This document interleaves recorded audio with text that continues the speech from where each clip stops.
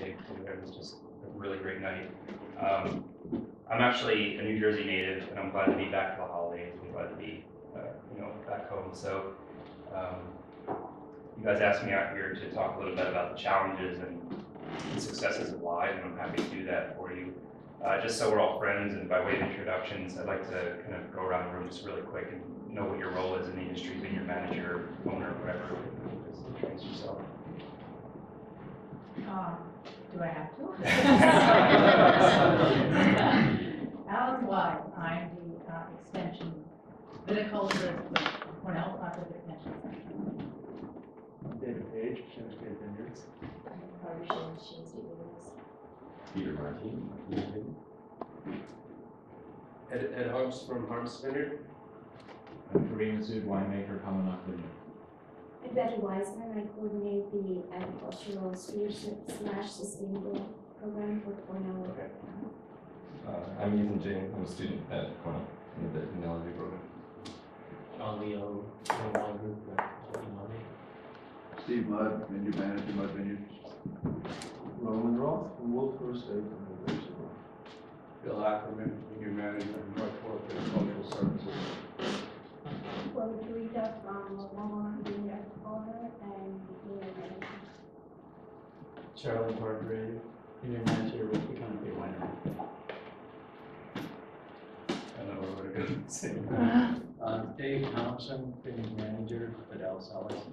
Rich Pesicano, Roma Vineyards, Wolfboro State. Larry Perrine, Channing Daughters, Winery in Bridgehampton. Jens Rutenberg, Vineyard Manager, Pellegrini Vineyards. Joshua Clark, Vineyard Manager, Pollen. Vineyard Manager,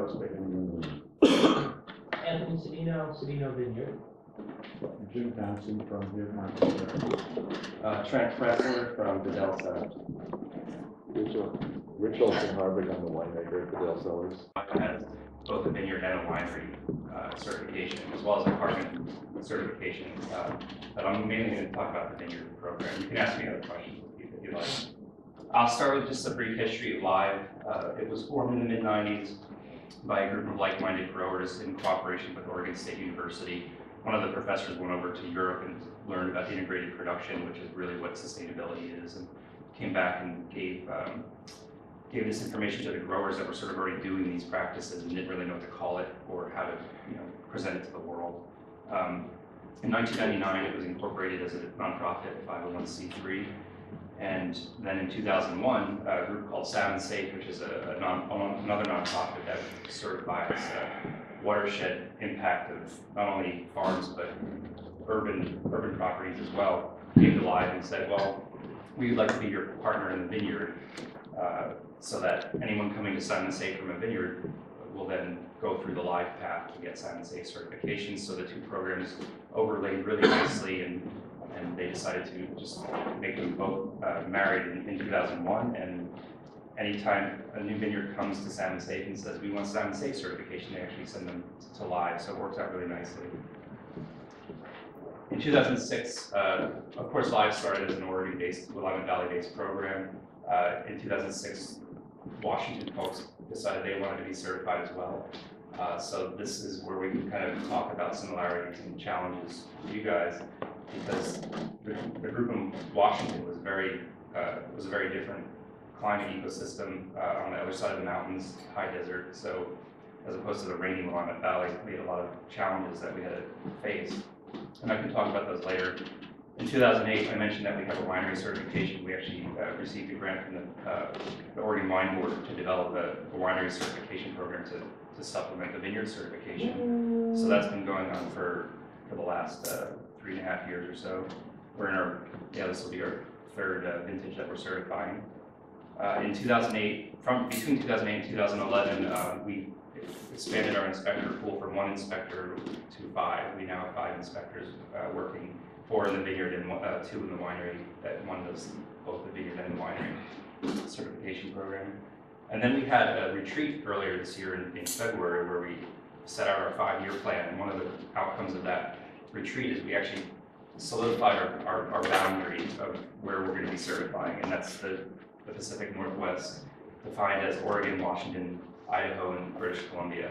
So up until now, we've really been focusing on Oregon, mainly the Willamette Valley, with maybe 20 or 30 members in Washington and 10 or 15 members in Southern Oregon. So mainly the Willamette Valley, but we're really trying to expand. And again, this is where we can talk about what the challenges are for expanding a program like this. We're not going to go into California. They have their own programs and they're doing just fine. We all get along very well and talk to each other. It's not a competition or anything like that. Today we have 273 vineyard members, 32 winery members, over 10,000 acres enrolled in the program. Certified is a little different story because it's a 2-year program, so some of those members are in transition. But enrolled in the program, 10,400 vineyard acres. 4 regional technical committees, I'll talk about what that means later. We have 5 inspectors, like I just mentioned, and a board of directors of 9 directors. When I came on to the program, we had, I think, 5 directors. So they've expanded the bylaws to be 9 directors. The reason we did that is so that we have a wider representation among the membership. Now that we have a winery program, now that we're in Washington, so we need to get more opinions. Funding, where does our money come from? Well, we're fully self-sustained from membership dues and inspection fees as of last year, which was a big milestone. The program started about 11 years ago, and up until 2010, we were sort of in the red every year, and we needed donations from industry and from private donors to keep us afloat. So we made a couple of adjustments to the dues and to the inspection fee, and negotiated some better rates with the inspectors so that we can kind of, not lose money every year. That's the idea. So what we have is an application fee for a new vineyard for $100. You pay that once to process your contract. And then you have dues of $175 up to 20 acres plus $2 an acre over 20. And then if you're inspected, if you have an inspection, you pay $350 to us, which we then pass on to the inspector for the inspection. So all of that totals up to pretty much a break even at this point. We also have sponsorships. We have Inspection yearly? the inspections occur in the first year and the second year, and then every 3 years after that randomly. So you're only billed that $350 when you're visited on site.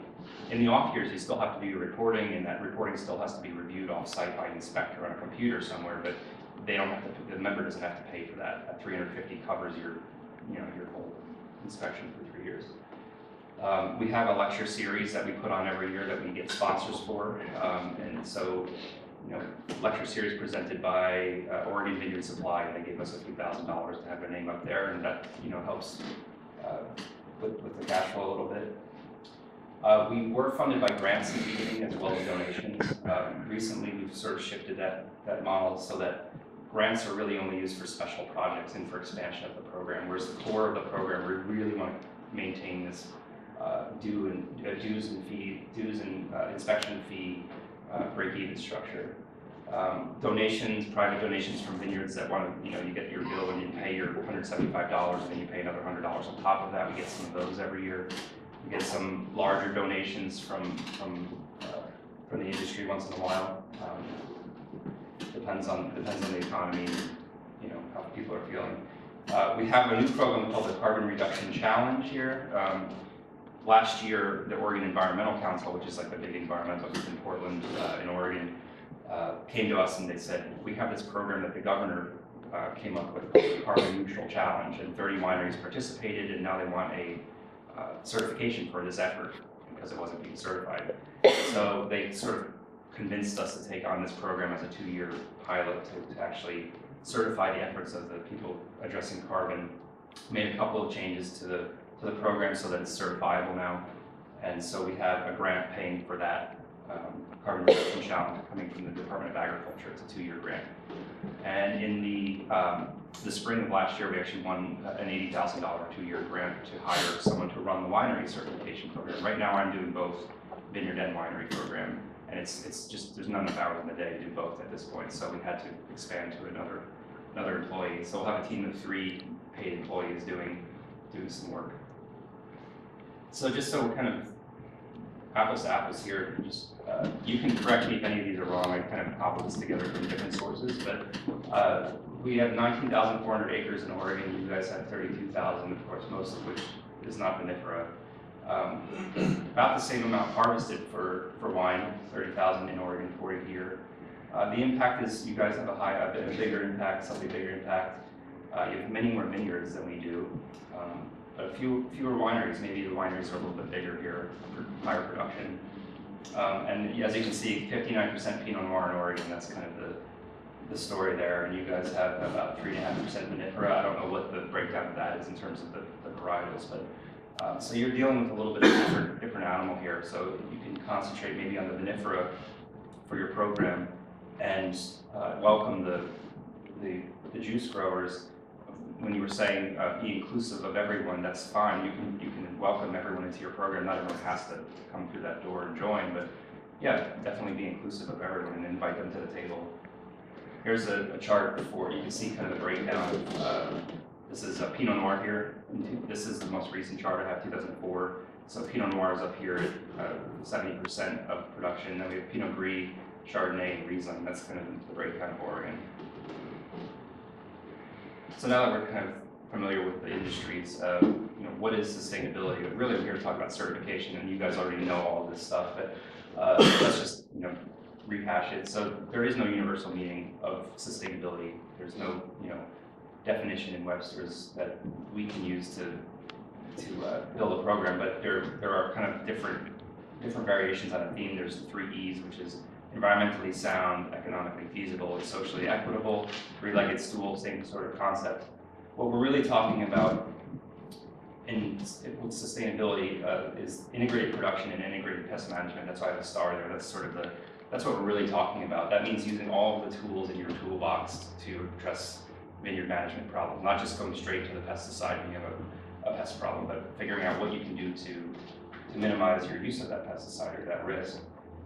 Also, continual improvement is really baked into sustainability. You really need to continually improve every year and constantly be measuring what you're doing, because what gets measured gets improved. It's a little bit of an OCD kind of a thing, because you never get there. It's a journey, it's not a destination kind of an idea. So you have to kind of have the stomach for that, for constantly working at doing this, and there is no end point. Like I just said, you shift your thinking from what pesticide should I use for this problem as your first thought to, well, what measures can I take to minimize my use of and impact from this chemical or this material. So it's a little bit of a different kind of thinking. Here's what I just said. The sustainability kind of sits at the intersect of these 3 things. So if something is environmentally sound but very expensive and maybe harms the workers somehow, then it's not truly sustainable. So you want to get as close to this intersect as you can whenever you're talking about sustainability. So why bother with certification? That's the big question. I mean, what's the point? I get this question all the time. I'm already doing these practices. Why do I need to pay you to tell me I'm doing it?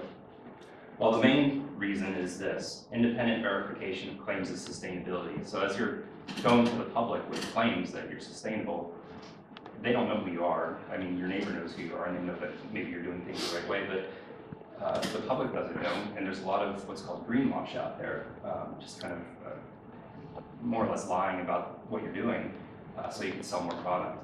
So this is really the big reason why you should bother with certification, is to independently verify your claims.